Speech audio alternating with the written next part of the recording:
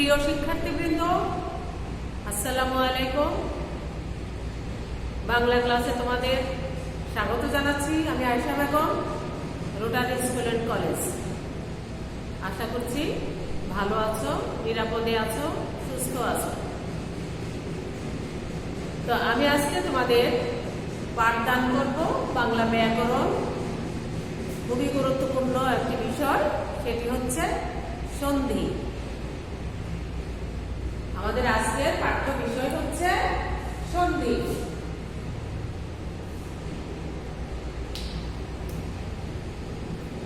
সন্ধি সম্পর্কে দুটো কথা আগে বলে নেই।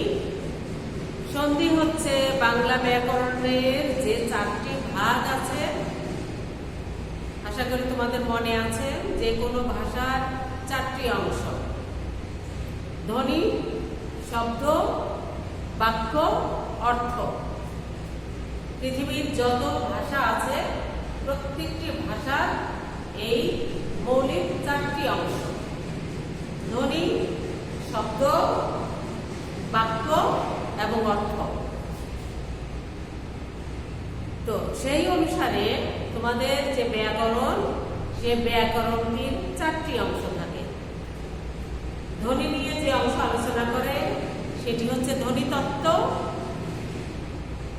শব্দ নিয়ে যে আলোচনা হয় সেই অংশটির নাম হচ্ছে পদক্রম বা শব্দতত্ত্ব।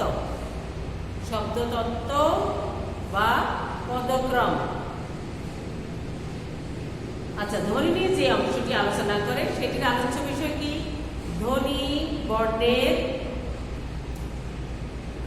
ধ্বনি প্রকারভেদ, মাত্রা, লেখার বিভিন্ন নিয়ম, প্রত্যেকটা ধ্বনির নামকরণ, প্রত্যেকটা ধ্বনির উচ্চারণের বৈশিষ্ট্য ইত্যাদি ইত্যাদি যাবতীয় ধ্বনি এবং বর্ণের আলোচনা, ব্যাপক আলোচনা থাকে ধ্বনিতত্ত্বে।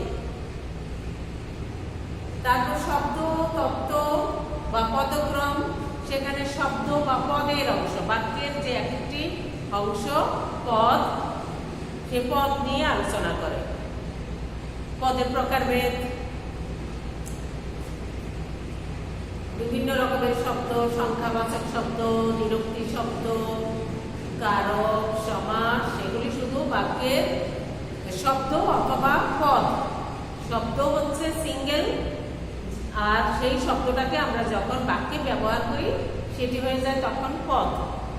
শব্দ এবং পদের বিস্তারিত আলোচনা থাকে পদক্রম বা শব্দতত্ত্বে। এটি হচ্ছে ব্যাকরণের 2য় অংশ। এরপরে বাক্য, বাক্যতত্ত্ব, বাক্য নিয়ে আলোচিত হয়। সেটি কোনটি? বাক্যের প্রকারভেদ, জ্যোতিচিহ্ন, বাগধারা, বাক্য সংকোচন, উক্তি, বাচ্য, এসব। পুরো বাক্য নিয়ে যে অংশটি আলোচনা করে সেটি হচ্ছে বাক্যতত্ত্ব। আর অর্থতত্ত্ব হচ্ছে বিপরীত শব্দ, সমার্থক শব্দ, মানে অর্থ নিয়ে যেগুলো, একই অর্থে বিভিন্ন শব্দের একই অর্থে প্রয়োগ ইত্যাদি ইত্যাদি বিভিন্ন বিষয় নিয়ে যে অর্থর উপরে আলোচিত হয় সেটি হচ্ছে অর্থতত্ত্ব। আচ্ছা, তো আমরা জানলাম যে 4টি ভাষার 4টি উপাদান, 4টি অংশ এবং সেই অনুসারে ব্যাকরণের 4টি ভাগ। বইয়ের প্রথম থেকে তোমরা সূচিপত্রটা একটু সবসময় দেখবে। বইয়ের প্রথম দিকে থাকে ধ্বনিতত্ত্ব, ধ্বনি এবং বর্ণের উপরে আলোচনা, তারপরে হচ্ছে শব্দতত্ত্ব বা পদক্রম, তারপরে বাক্যতত্ত্ব এবং অর্থতত্ত্ব। আচ্ছা, এই সন্ধি ব্যাকরণের কোন অংশে থাকবে? সন্ধিকে আপাত দৃষ্টিতে দেখলে মনে হয় এটি একটি শব্দ নিয়ে কাজ, যেমন এই শব্দ শব্দ শব্দ নিয়ে কাজ। আসলে এখানে শব্দ নিয়ে কাজ নয়, এখানে হচ্ছে বর্ণ নিয়ে কাজ। পাশাপাশি অবস্থিত দুটো শব্দের দুটো বর্ণ আমরা যোগ করি, দুটো বর্ণকে আমরা যোগ করি। যেমন এই যে আশাতীত, আশা থেকে এখানে দুটো শব্দ আছে ঠিকই, কিন্তু এখানে শব্দের কাজ নয়, এখানে কাজ হচ্ছে বর্ণের কাজ। যেমন আশার সাথে একটি বর্ণ আছে, কি সেটি? অ, আ, আশা। অতীতের মধ্যে একটি বর্ণ আছে, অ। এই দুটো বর্ণ মিলে সন্ধি হয়। দুটো বর্ণ যখন মিলে যায় পাশাপাশি অবস্থিত, তখন কিন্তু দুটি শব্দের মধ্যে সন্ধি হয়। সন্ধি মানে কি? মিলন। সন্ধি হচ্ছে মিলন, মিলন ঘটে। দুটো শব্দ থেকে পাশাপাশি দুটো বর্ণ মিলে যায়, এটি আসলে বর্ণের কাজ। ধ্বনি বা বর্ণের কাজ বলে এই সন্ধিটা হচ্ছে ধ্বনি তত্ত্বের অংশ। এটা তোমরা মনে রাখবে। বাংলা ব্যাকরণের কোন অংশের আলোচ্য বিষয়? সন্ধি। সন্ধি হচ্ছে বাংলা ব্যাকরণের ধ্বনি তত্ত্বের আলোচ্য বিষয়। এখানে আমরা এই যে আমরা আসলে ধ্বনি নিয়ে কাজ করব, একটি ধ্বনির সাথে আরেকটি ধ্বনির মিলন ঘটে তারপর সন্ধি হয়। আর একটি গুরুত্বপূর্ণ বিষয়, সেটি হচ্ছে তোমরা জানো যে শব্দের প্রকারভেদের মধ্যে কয়েকটি বিষয়ের উপর ভিত্তি করে প্রকারভেদ করা হয়। তার মধ্যে একটি হচ্ছে গঠন। গঠনের উপর নির্ভর করে শব্দ দুই রকম, একটি হচ্ছে মৌলিক, একটি হচ্ছে সাধিত। মৌলিক এবং সাধিত। মৌলিক মানে তো তোমরা বুঝছো যে মূল, যাকে আর বিশ্লেষণ করলে তার অর্থ থাকে না, যাকে আর ভাঙা যায় না, মৌলিক। আর সাধিত হচ্ছে যা আমরা সাধন করি বা তৈরি করি অথবা সংস্কার করি। যেমন হাত। হাত হচ্ছে একটি মৌলিক শব্দ, হাতল। এটাকে আমরা তৈরি করেছি। হাতকে অল প্রত্যয় দিয়ে আমরা হাতল বানিয়েছি। আসলে হাতলকে বানালে আমরা কি পাই? হাত যোগ অল, হাতল। সেরকম ফুলেল, ফুল যোগ এল, ফুলেল।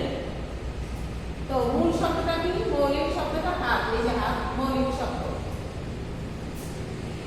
তাহলে আমরা এটাও আজকে শিখলাম। প্রিয় শিক্ষার্থীবৃন্দ, নিশ্চয় তোমাদের মনে আছে যে শব্দের এই যে প্রকারভেদ, যেমন উৎস অনুসারে 5 প্রকার: তৎসম, অর্ধ তৎসম, তদ্ভব, দেশি, বিদেশি। উৎস অনুসারে। গঠন অনুসারে হচ্ছে 2 রকম, সাধিত এবং মৌলিক। আর অর্থ অনুসারে কত রকম? অর্থ অনুসারে হচ্ছে যৌগিক, রূঢ়ি, যোগরূঢ়। নিশ্চয় তোমাদের এই বিষয়গুলো মনে আছে এবং তোমরা ভালোভাবে এগুলো সম্পর্কে জানো। প্রিয় শিক্ষার্থী, তাহলে আমরা কি জানলাম? মৌলিক এবং সাধিত 2 রকমের শব্দ, সেটি হচ্ছে গঠন অনুসারে।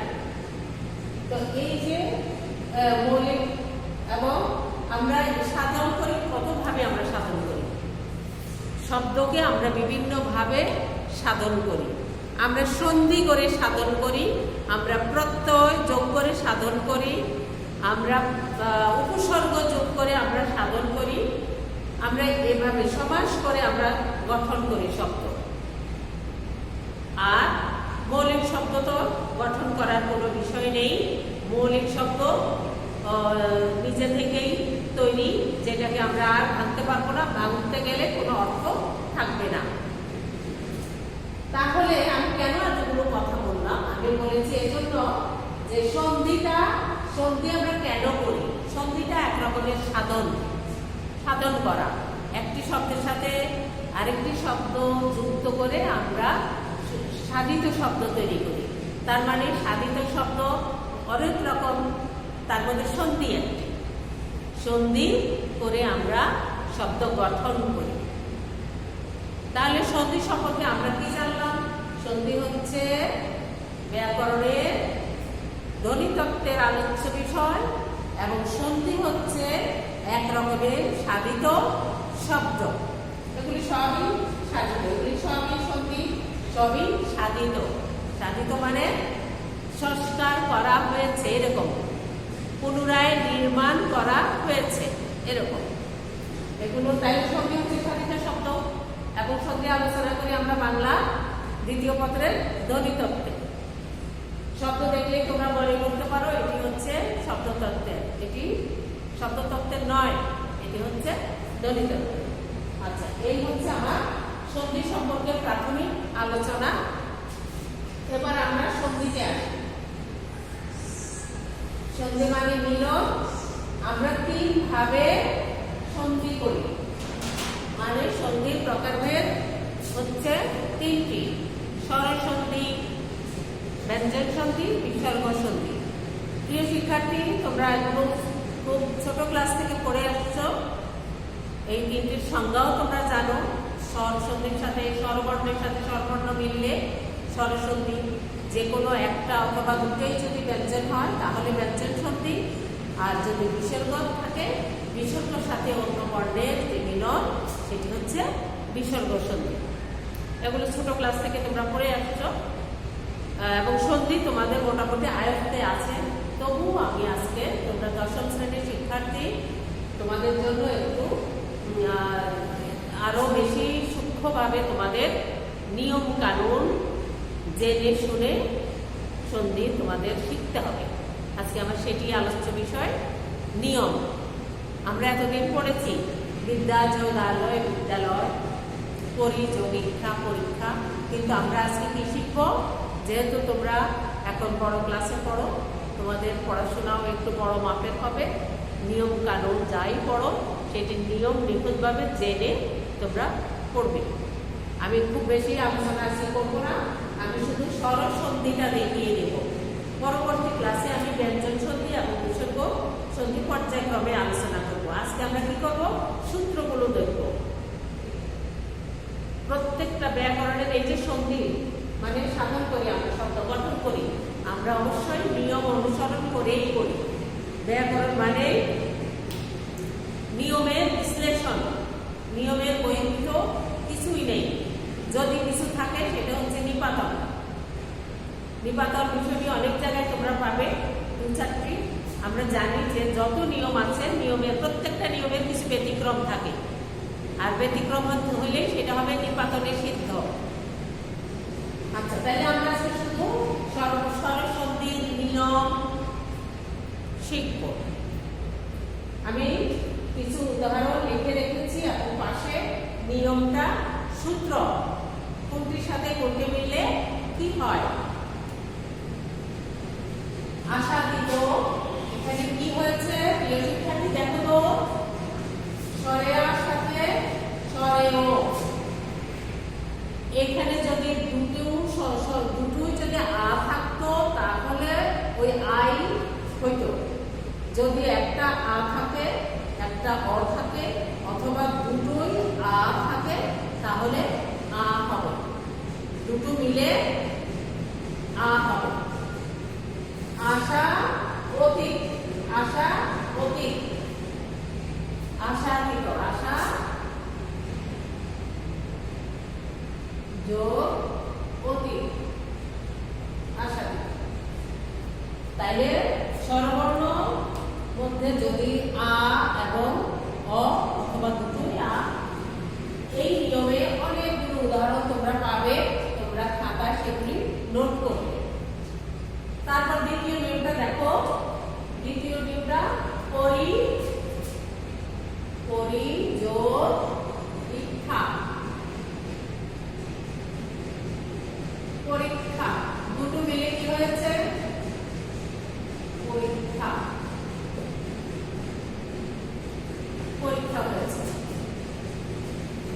রস্বই এবং দীর্ঘই, অথবা দুটোই যদি রস্বইকার হয়, এই দুটো রস্বইকার মিলে দীর্ঘইকার হয়, এটাই হচ্ছে সূত্র। অথবা একটা দীর্ঘইকার যদি থাকে দীর্ঘইকারই হবে। হ্যাঁ, তারপরে মরু উদ্যান, মরু উদ্যান, মরু যোগ উদ্যান। উদ্যান মানে কি? উদ্যান মানে হচ্ছে বাগান।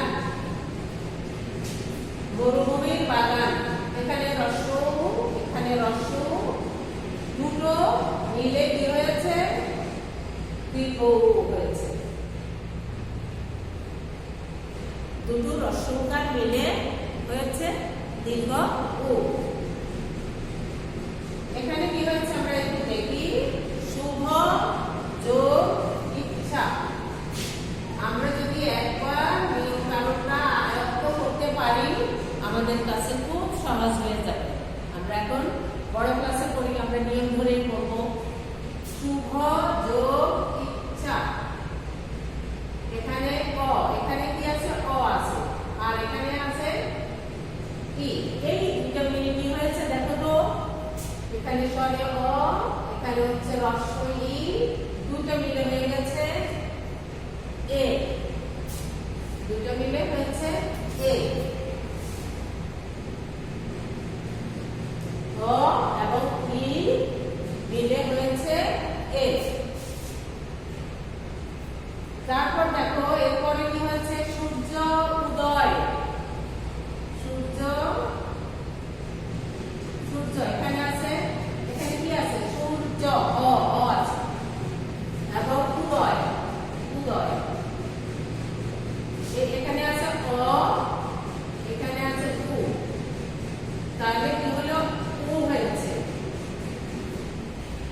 অ এবং উ মিলে হয়েছে ও। এই যে সূর্য, সূর্যোদয়, ও হয়েছে। সূত্রটা কি? অ এবং উ মিলে হয়েছে ও। আমরা যদি কয়েকবার সূত্রগুলো একটু অনুশীলন করি তাহলে আমাদের এই স্বরসন্ধির নিয়ম কানুন আমাদের আয়ত্তে আসবে। এটা লিখবে, লিখে লিখে তোমরা একটু প্র্যাকটিস করবে।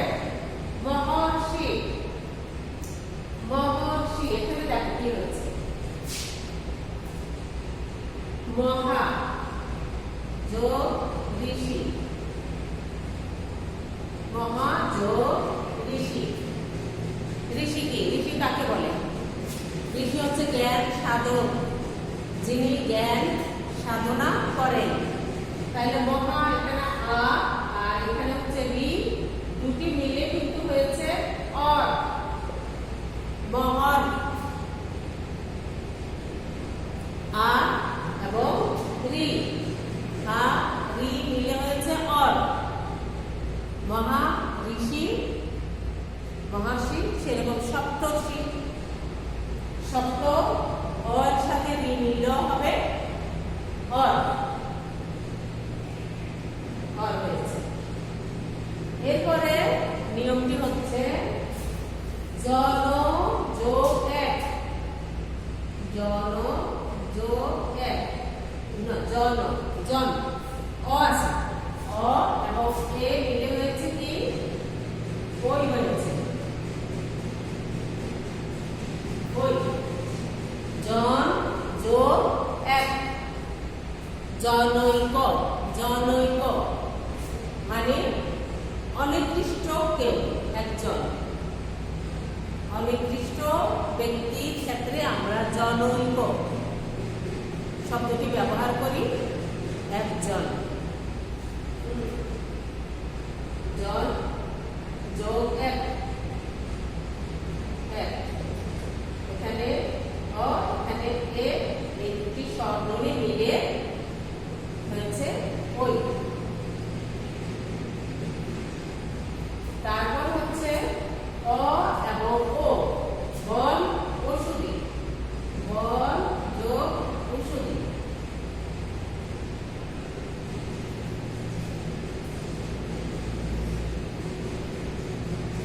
বন ঔষধি, বন ঔষধি কি?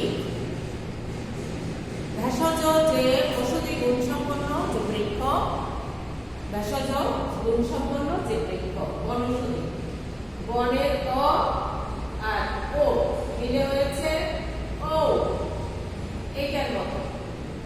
অ এ মিলে ও, অ উ মিলে ও, ও হয়েছে। প্রথমে একটু মনে হবে, একটু কঠিন কঠিন মনে হবে, কিন্তু বারবার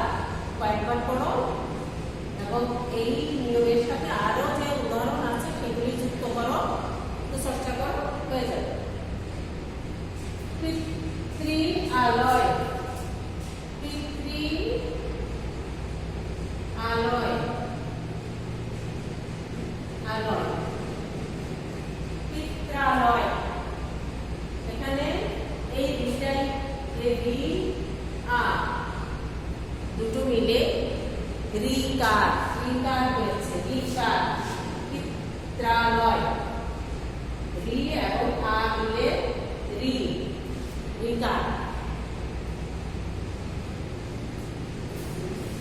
পিত্রালয় পিতৃ যোগ আলয় পিত্রালয়। তারপর এখানে দেখো নায়ক নায়কটা আমরা বাংলা কি পাই নই যোগ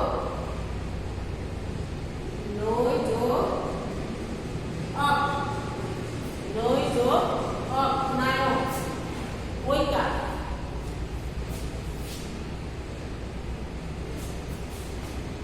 নয়ের সাথে কি আছে ওই আছে ওই আর অক অকের অ অকের অ আর নয়ের ওই ওই হয়েছে আয় নায়ক নায়ক ওইটা এবং অ ওই এবং অ মিলে হয়েছে আয়। গবাদি গো গো যোগ আদি মিলে হয়েছে এখানে উ এখানে আ উ আ মিলে হয়েছে অপ গব আদি গবাদি। এগুলি একটু চর্চা করে মনে রাখতে হবে।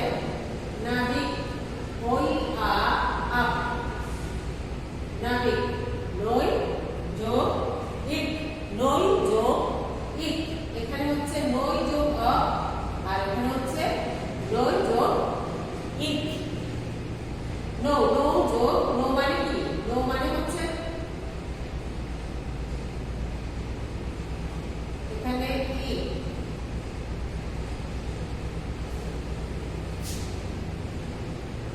ই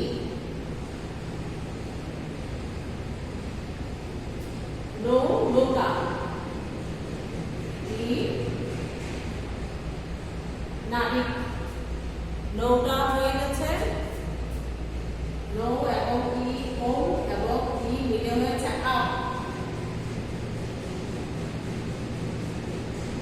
একটু একটু কঠিন মনে হচ্ছে না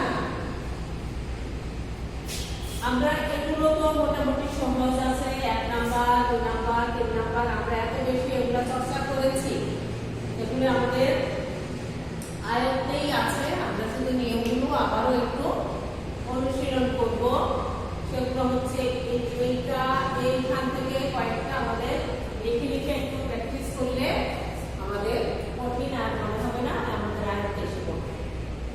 তাইলে সন্ধি স্বরসন্ধি আজকে আমাদের পাঠ্য বিষয় অ আ মিলে আ হয়েছে রসই দীর্ঘইটা মিলে ই দীর্ঘইটা হয়েছে রসৌ মিলে দীর্ঘ হয়েছে কিন্তু এখানে যদি দীর্ঘ থাকতো তাইলেও আমাদের দীর্ঘ হতো।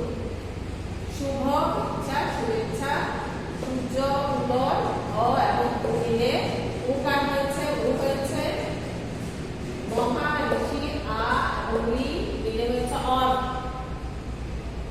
অ এবং এ মিলে হয়েছে ওই অ এবং উ মিলে হয়েছে ও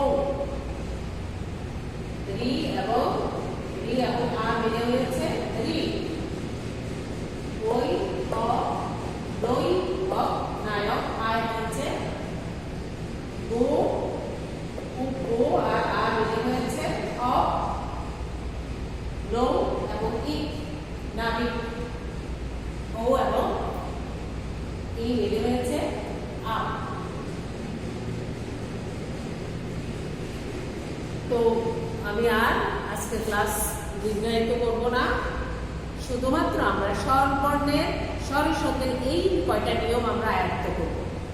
আজকের পর আমার এইটুকুই থাকলো তোমরা কয়েকবার লিখে লিখে একটু প্র্যাকটিস করো এবং আরো উদাহরণ সংযোজন করো ইনশাআল্লাহ তোমাদের পড়াটা মোটেও কঠিন মনে হবে না পড়াটা খুব সহজেই শিখে ফেলতে পারবে এই আশাবাদ ব্যক্ত করে আমার ক্লাস আমি এখানে শেষ করছি।